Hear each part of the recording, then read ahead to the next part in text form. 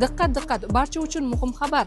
2026-yil 1-apreldan boshlab siz uyingizni va avtotransport vositangizni naqd pulga sota olmaysiz va sotib ola olmaysiz.